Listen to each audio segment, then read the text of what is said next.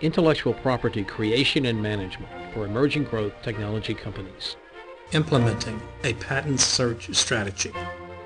This presentation is brought to you by the IP attorneys and professionals at HULSEY Intellectual Property Lawyers through the HULSEY Intellectual Property Technology and Invention Monitor website. HULSEY Intellectual Property Lawyers, IP professionals for entrepreneurship's new golden age. This presentation is part of the Technology and Invention Monitor website's Legal and Business Issues and Instructions resource. Intellectual property creation and management for emerging growth technology companies. Implementing a patent search strategy. Let's begin the presentation. Searching U.S. patents on the Internet. Well, you can do patent searches on the Internet, but you can't do a patentability search, or you can search patents, the concept, but you can't do a patent search. What do I mean by that? I mean, to do a patent search is legally to determine the patentability of a given invention. That's what's known within the art. Well, Internet searchers can't search back far enough to examine all public domain prior art. You can look for it, but the fact is, for example, with the U.S. Patent and Trademark Office website, you can only go back to 1976 in terms of being able to actually search. You can search by primary and secondary classification and get patents in a particular area, but you can't do a text-based search that goes back beyond 1976. You can't search the full text of all U.S. or foreign patents. The European Patent Office website, the World Intellectual Property Office or Organization website for PCT applications, you can't do a complete search in those websites, but they certainly provide you with a robust set of patent documents that you can use for a plethora of meaningful processes, meaningful analyses. And then one thing to consider is that Internet sites historically have been less authoritative, perhaps less reliable in many. One example that comes to mind is the Origin website that provided a number of analytics as to the heredity or the citation of particular patents. They're not necessarily legally binding, but between what's admissible in court for legal determination as to a patent and what's useful for the information that the online resources such as the USPTO website and other patent-related websites provide you, there's a lot of information that's of significant use and significant benefit that can, in fact, be useful for making decisions. Well, how do you determine the right classification number for a particular technology? One is to use the manual classification or other USPTO classification tools. In the prior module, we talked about accessing that through the USPTO website. Search by keyword or company or inventor using the PTO database or the website for related inventions, and look at the classifications. If you remember when we talked about the Mosley patent in Module 1, the anatomy, on the face of the patent document itself, or when you do a patent search on the USPTO website, the international and the U.S. classifications will be listed on the patent document, and you can use those numbers, those primary and secondary classifications, for the purpose of determining if you're close or if you have the right primary and secondary classification number combination. Find similar patented products in the marketplace and look up their classification numbers as to assignee, as to inventor, as to what the particular product. If you buy a product, oftentimes you'll see the marking for the patent, the product. Pull that number off the product, go into the PTO website, and see what the classifications are for that particular product. And then you may, if you desire, submit a field of search request to the Patent Office, and they will provide to you within 7 to 10 days a classification that they deem to be appropriate for the particular invention that you're concerned about. And you may want to talk to a patent attorney who by virtue, or agent by virtue of their experience, can work their way through the particular classification system and come up with perhaps even more meaningful results. So let's go through a strategy for determining the patents. And I want to use a very simple example here. That's of a motorcycle helmet. So with that idea, the first step in this process is to access the index to the U.S. patent classification system. We talked about doing that, and that is to begin with an alphabetical subject index of the manual classification to look up common terms describing the invention and its function, effect, end product, structure, and use. Note the suggested class and subclass numbers that you'll find in the manual, the paper classification, and also go onto the website and look at the differences that exist between what's available on the website and the manual itself. So you start by looking up the appropriate keywords on the web or print version of the patent classification system. In this example, I learned that nothing shows up under the phrase motorcycle helmet, but under the term helmets, we find helmets class 2, subclass 410 as a subclass, aviators, class 2, design patents. Design classes have the leading D, and then the diving for air, oxygen. Different classes, spacesuit, helmet would be class 2, secondary classification, 2.11. And so we're starting to see some of these different classifications. Then once we've identified potential classifications, then we return to the manual classification and outline all which provides an outline of all the different patentable technologies. It's maintained current for all U.S. patents from 1790 to the present, when the first patents were issued. And all patents are kept in current classifications with the latest patents for a similar technology. And then further classifications are continuously revised as our understandings of a particular technology may evolve. Presently, there are 450 utility and design classes with over 145,000 subclasses. This says to me, I think as it would to anyone, that in order to make proper use of these classifications, using the online, the electronic tools for diving through this information can be a substantial benefit. Within the manual classification, you'll see organized in the classes and subclasses. Here, the class for class 2 is apparel. That's the definition or the descriptor, the title of the class. And then the different subclasses that exist within the apparel. And you'll see things such as guard or protector, head coverings, starting to look and see. Just reading through this will take you to the appropriate classifications. You'll see in the, with regard to the 455, guard or protector, body protector, shoulder, head, chest, back. For the wearer's head, here's another secondary classification that would be perhaps relevant to a helmet.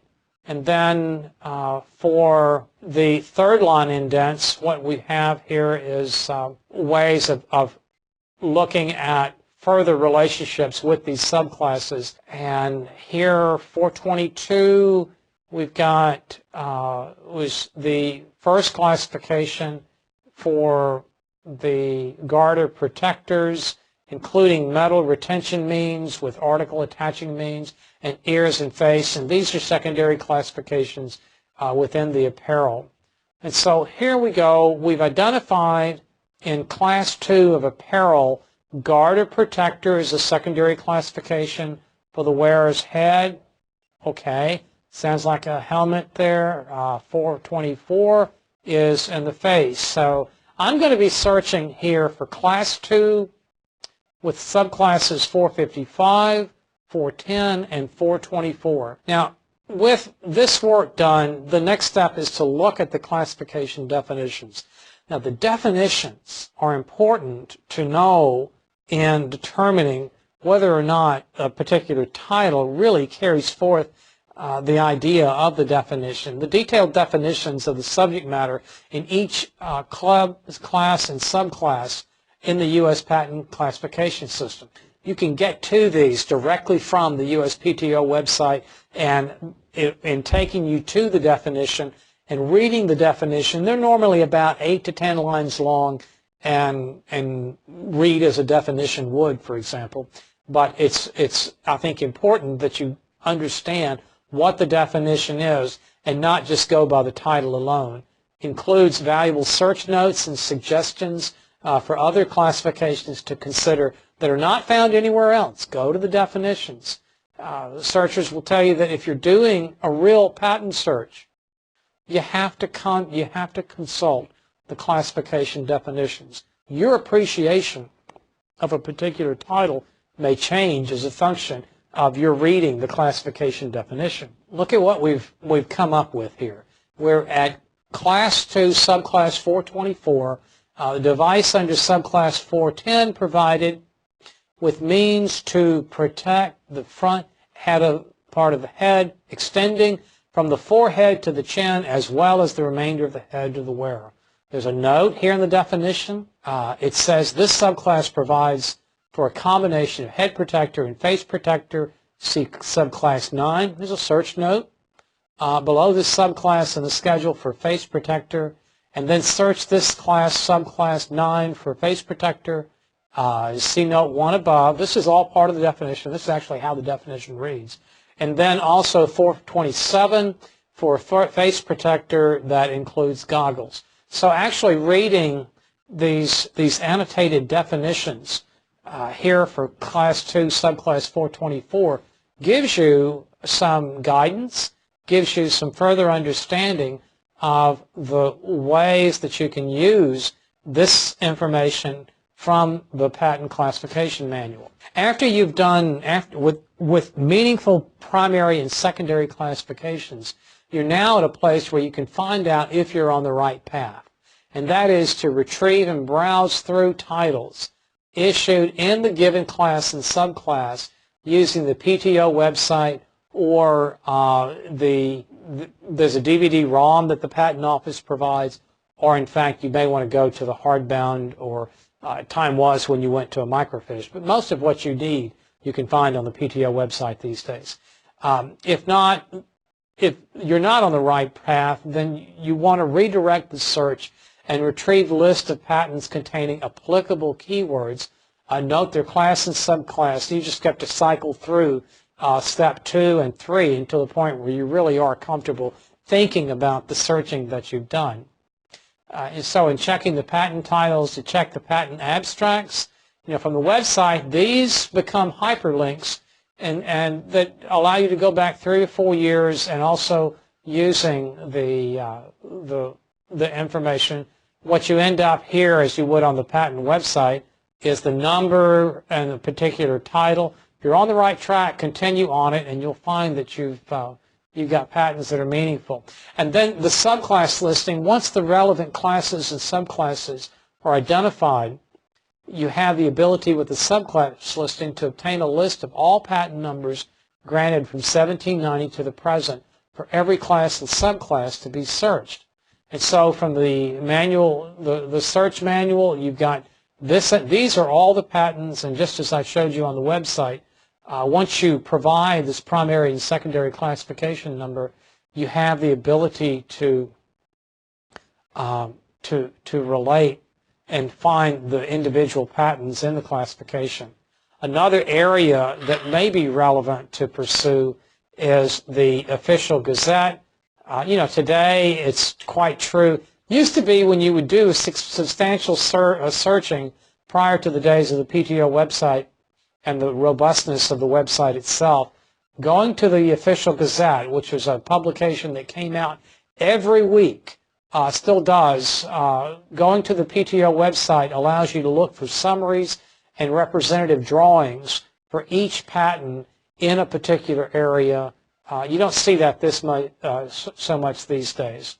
And then once you've identified the particular patents, it's important to make sure that you know what the patents say that you've obtained. And so as I went through in Module 2, the last step in the search process is to go to the actual documents and to look at the figures. Remember, the PTO website first gives you only text.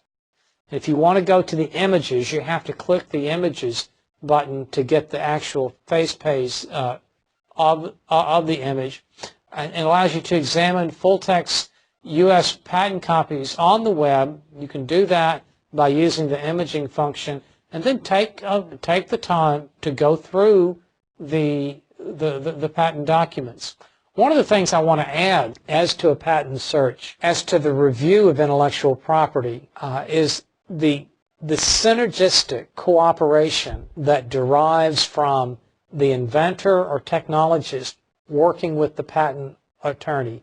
I have almost never seen it not occur that when a patent search is performed and patents of a particular type are raised or identified, the skill in the patent system that the patent attorney or agent provides when they sit down with an inventor who knows the technology better than the patent attorney does, and the patent attorney knows the patent system better than the inventor does. When the two of them work together, a third mind, a third synergistic mind arises, and an understanding of the technology and an understanding of the patent document necessarily occurs. So understanding when you do a patent search, I would encourage you to, if you're an inventor or a technologist, to engage the services of a patent agent or a patent attorney.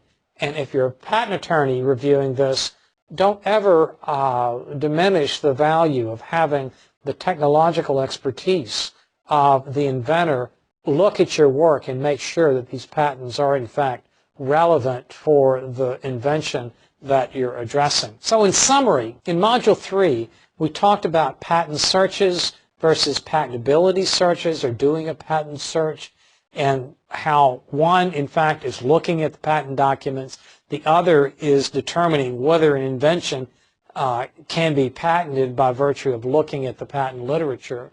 We talked about determining the proper classification, primary and secondary classification of an invention, and how that process occurs. And then we further went through a 7-step process for patent searching that can be replicated with or without the PTO website, and that I would encourage you, if at all possible, to use the PTO website. This concludes the presentation. Thank you for viewing Intellectual Property Creation and Management for Emerging Growth Technology Companies. Implementing a patent search strategy. Be sure to visit us at www.HULSEYIPlaw.com. Hulsey Intellectual Property Lawyers, IP professionals for entrepreneurship's new golden age. This is Bill Hulsey.